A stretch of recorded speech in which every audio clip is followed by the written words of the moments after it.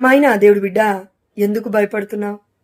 శ్రమలను చూసా, బాధలను చూసా, కష్టాలను చూసా, ఇరుగు పొరుగు వాళ్ళు అంటున్న మాటను చూసా, లేదంటే మన ఇంట్లో ఉన్న భర్తే మనల్ని అంటున్నప్పుడా, లేదంటే మన కుటుంబ సభ్యుల్లో మన యొక్క ప్రమేయం లేకపోయినా చూసినా, మాట్లాడినా, ఏది చేసినా తప్పే అని అంటున్నారా?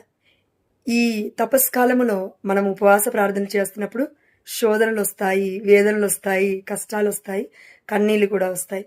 కానీ అన్నిటిని తట్టుకొని నిలబడితేనే మనం దేవుడి బిడ్డలుగా ఇంకా ఇంకా దగ్గరగా అయినట్లు మనం గుర్తుపట్టొచ్చు.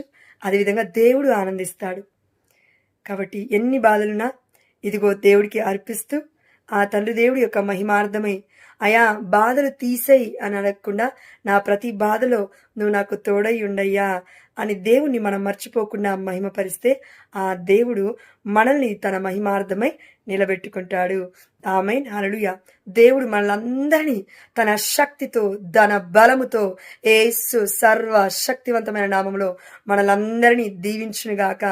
ఎందుకంటే యుద్ధము యెహోవాదే, మీరు కదలక మెదలక ఉండుడు. మీ పక్షమున యావే పోరాడును, మీరు కదలక మెదలక ఉండుడు. మనం కదలక మెదలక ఉండమంటే కూర్చోమని కాదండి. ఎక్కడైతే ఉన్నామో అక్కడ మనం ప్రార్థిస్తే అద్భుతాలు జరుగుతాయి. ఆధ్యాత్మికంగా మనము పరిశుద్ధాత్మ చేత నింపబడి ఇదిగో బలపరచబడతాము. దేవుడి ఆత్మ శక్తి చే